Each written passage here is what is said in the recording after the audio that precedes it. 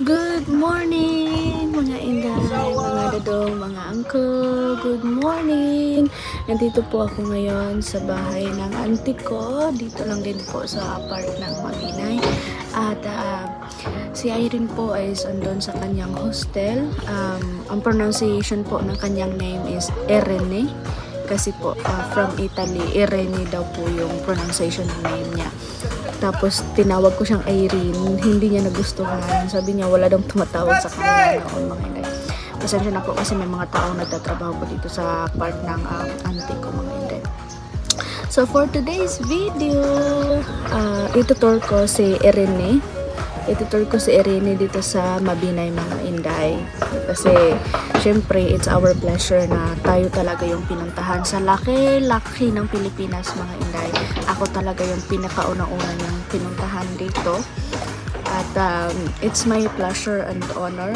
Charot. So, kasi ano lang ako mga inday ba, nasa-shock ako. Kasi isang beses lang talaga kami nagkasama. At siya yung unang nag-approach sa akin doon sa Bohol, sa free diving mga inday. So, para naman makabawi tayo dahil sa haba-haba ng binyahin niya papunta dito sa Pinas mga inday. Itutur natin siya. Pinunta ko na yung mga kapatid ko mga inday na mamayang dinner is magluto sila para sabay-sabay kami mag-dinner kasama yung mga family ko mga inday. Para ipakilala ko si Irene kasi pagdating niya mga inday, dumiretso kami ng hostel tapos nag-hiking. So yung na-meet niya is yung cousin ko pa lang at yung isa kong auntie.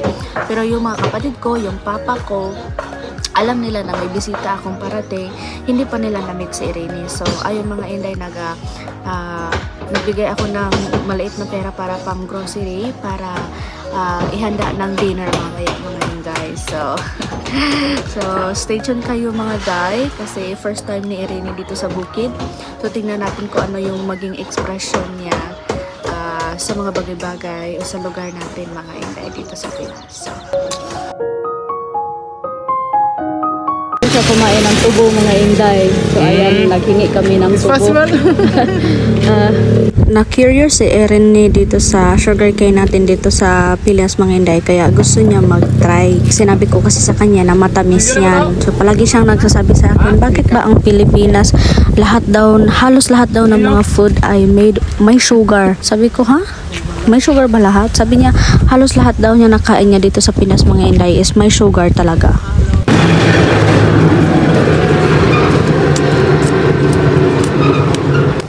Okay na, sir?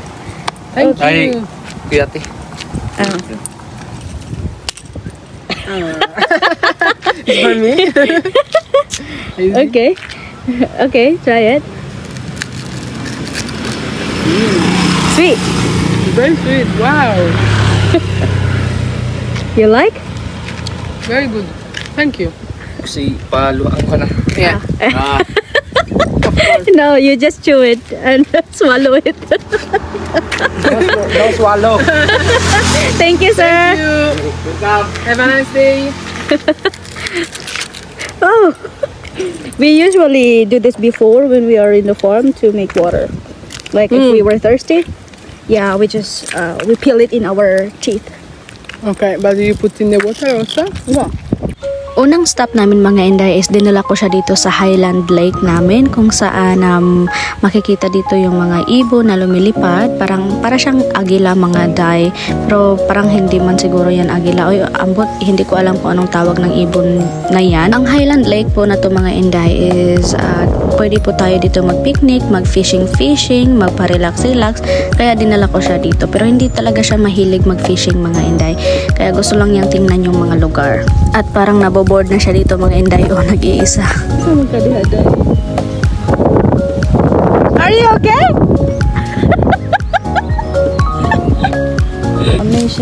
Naamay siya sa nangka ng inday. Yeah, that is baby jackfruit. There's no smell at all. There's no smell. Yeah, but when it's ripe, it smells good. It smells like candy. When? Oh, when the times come. When I go with it.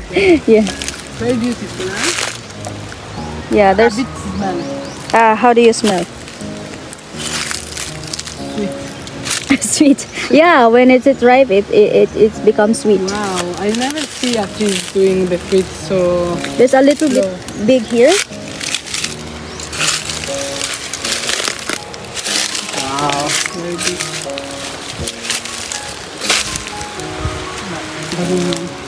This is mango tree. We have different variety of mango here, but this one we call that Indian mango. Indian. Yeah, They Indian. always have this leaf. Yes, yeah. The leaves are like that. Pagkatapos naming mag-Highland Lake ay nadaanan po namin itong isang truck na nadisgrasya dito. Ito po ang nangyari sa Mabinay noong isang linggo pa mga Inday at 15 people died dahil nawalan po siya ng brake, kaya ingat-ingat po tayo always mga Inday sa ating pagmamamaneha. Wala kaming ginagawang masyado ngayong araw na ito. Nag-stop-stop lang kami kung saan-saan pwede makastop na kumain mga Jay, mag-usap-usap, ganon-ganon. Tapos pagdating po ng sunset, bindala ko po siya sa bukid kung saan ang pinaka-paborito kong spot to see sunset. Mga Inday, pumupunta po ako halos dito kapag nag-iisa lang ako. I feel lonely, I feel sad. Dito po ako pumupunta para tumingin po ng sunset at napaka-relaxing po para sa akin na makita ang sunset mga Inday. At siguro no, mas siguradong mas feel romantic kapag kasama mo yung mahal mo. Charot. Pero napakaganda talaga ng sunset dito mga Inday. Isa po akong tao na sunset lover or sunrise lover mga Inday. At naku-curious si Irene sa pagkain dito mga Inday, yung isaw, kaya gusto niyang mag-try, kaya binilhan ko siya ng isang piraso lang muna mga Jay. Siya pala yung nagbayad dyan kasi hindi niya ako gusto ang magbayad. So tingnan natin kung ano ang reaction niya. Hindi ko muna sinabi sa kanya na bituka ito ng manok mga Jay. Free? 3. Thank you. It's okay na? Okay. Ilihog tari we. You will tell me how is it taste? Yeah. But this is what What's a fish ball? Yeah, fish ball. has fish inside. No, it's no fish inside. It's just only the words fish ball, the taste. Okay, and what is inside? It's I think flour. You want to try also? But then we have to try. Yeah. Let's try one. Okay, okay, you try it. Just No, you can. yeah. Okay.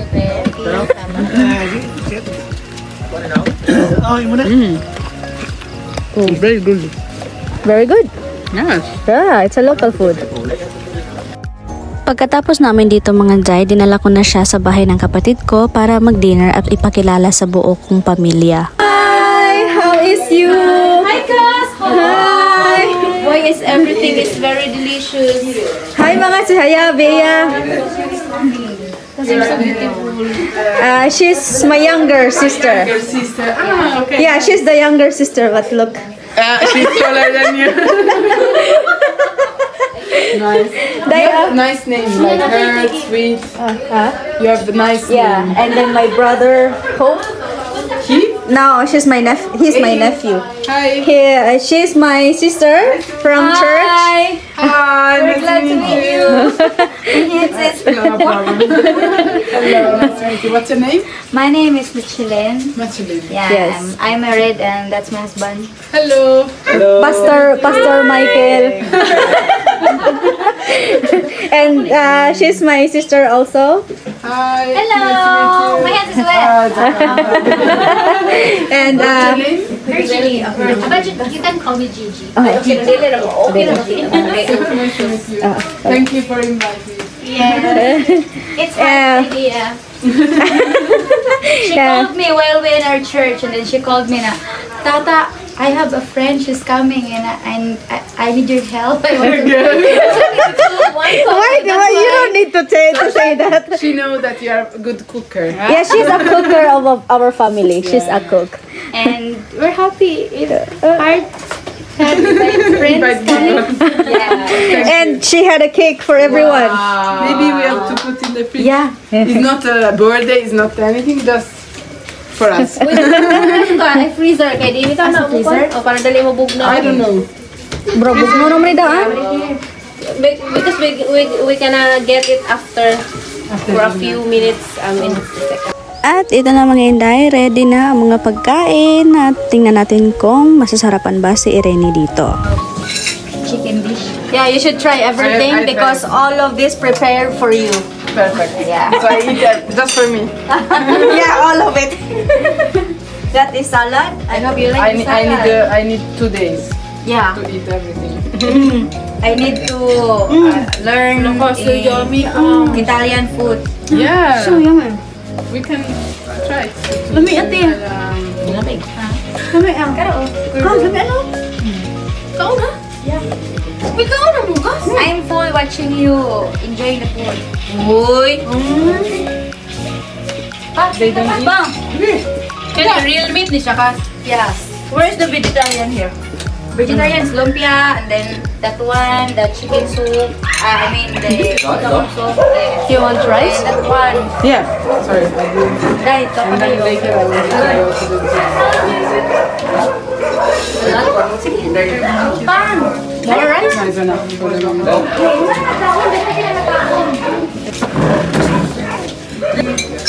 Bon appetit. There's a soup. Dada? Right now? No, I finished it.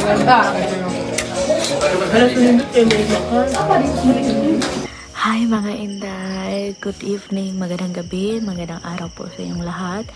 It was a full day po. Napakagandang araw ko na na-tour ko si Irene dito sa lugar ko, sa probinsya ko mga Inday. Yung pagbasa ng pangalan niya is Irene, si English. Pero sa Italian words, nag-pronounce po siya ng Irene. Irene. So, ang hirap para sa akin i-pronounce, but time to time na-pronounce ko siya correctly because hindi siya masyadong nasiyahan kapag tinatawag ko siyang Irene. So, pero napaktas ko yung dila ko mga Irene na mga ganun. Irene. So, ayun mga Inday. Ayun, nag-dinner. Nag-dinner kami. Nagustuhan niya yung luto ng mga kapatid ko. Tapos after dinner mga Inday, hinatid ko siya pagkatapos na mga picture taking kasi nagpa-picture sa buong family ko. Isang sister lang yung hindi niya na-meet mga Inday. Ayan, ito yung picture na remembrance kami together with my family. Nag-picture taking kami, kwentuhan, ganun-ganun. Yung mga family ko, yung mga kapatid ko, mga tanong-tanong, ganun mga Zay. Tapos hinatid ko na siya sa hostel niya. At pagdating ko sa hostel mga Inday is birthday ng kapatid niya sa Italy. So nagtawagan na sila mga Inday, lahat ng family niya. Tapos inintroduce din ako ng family niya mga Zay. So nakausap ko yung kapatid niya, mga kapatid niya, nakausap ko yung mama niya, nakausap ko yung papa niya, nakausap ko yung mga nephew, ang mga nieces niya mga Inday. Tapos nasa one table sila lahat kumakain, nag-celebrate ng birthday. Tapos ang saya-saya. First time ko palang mga Inday ba na nagkaroon ng amiga, nagkaroon ng kaibigan na pinakilala din ako sa family niya mga Jay. So nag-usap kami ng mama niya. Sabi niya thank you so much daw kasi nagkakilala daw kami ni Irene. Tapos inasikaso ko daw siya dito sa amin. Tapos yung in-invite nila ako mga Inday na pumunta sa Italy, pero siguro imposible talaga mga Inday kasi ang mahal-mahal ng Italy. Paulit-ulit siyang pati si Irene mga Inday, paulit-ulit siyang nag-invite sa akin na mag-ready daw ako kasi kapag pumunta ako ng Italy, libre daw ako sa tirahan, ganun mga Inday. Tapos mag-tour daw niya ako, pero iniisip ko mga Inday ba, ang ticket sobrang mahal. Tapos nagbabasa ako tungkol sa mga immigration. So matagal na akong may passport mga Inday, pero wala pa talagang tatak yung passport ko kasi natatakot ako sa immigration na baka mag-set ako ng mga hostel or lugar na pasabayaran ko na. Tapos pagdating ng immigration is palpak, gano'n na offload. So useless lang. Yun yung kinakatakot ko mga Inday. Pero sabi niya na darating ang araw dyan na makakapunta ka. Pero sobrang mahal. Yung Italy siguro mga Inday, no? Kasi euro man yung sa kanila. Mas mahal pa siguro yun sa Amerika. Hindi ko alam, pero feeling ko mas mahal mga inday. Sobrang mahal. So, manifesting, siguro, no? So, ayun mga inday, ang sarap sa feeling na may nakikilala akong ibang family, and feeling ko mga inday ba na parang same lang din sila sa Filipino culture na very close sa family, like yung bonding sa family nila mga inday is same din ang bonding ng family ko.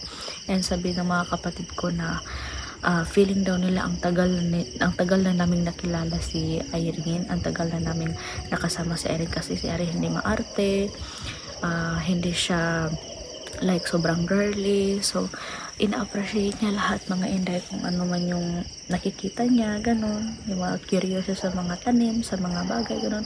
Tapos yung sugarcane, yung tubo mga inday ba, kanang pinatry ko talaga siya kasi nagtatanong-tanong siya, so minsan nahirapan ako sa pag-explain, kaya mas mabuti nang matry niya mga inday.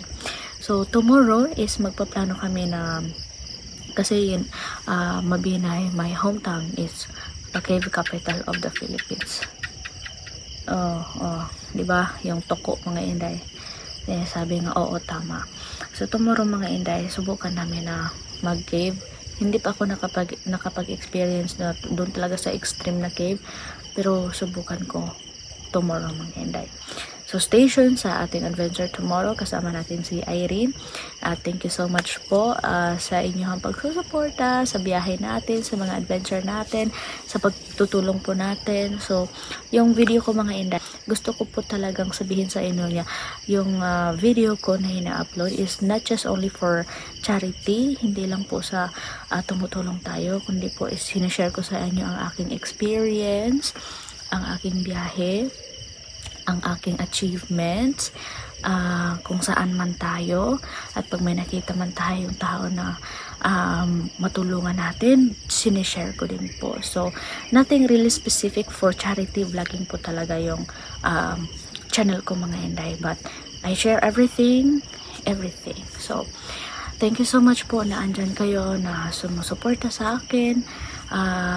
Binibigyan niyo po ako ng lakas ng loob na magpatuloy despite of all the bashers na natatanggap ko mga inday. But andyan pa rin po kayo na nagpapalakas ng loob sa akin. Binabasa ko po yung mga comment nyo, pero hindi lang po talaga ako makapag-response all of your comment kasi napakarami po. So all I can say po talaga is maraming salamat, and hoping po na sa mga nag-subscribe sa akin is makita ko po kayo ng personal at magpasalamat ng personal. So it's already 10 o'clock po, magpapahinga na po ako, and tomorrow will be another blessed day. So good night everyone, and bye bye.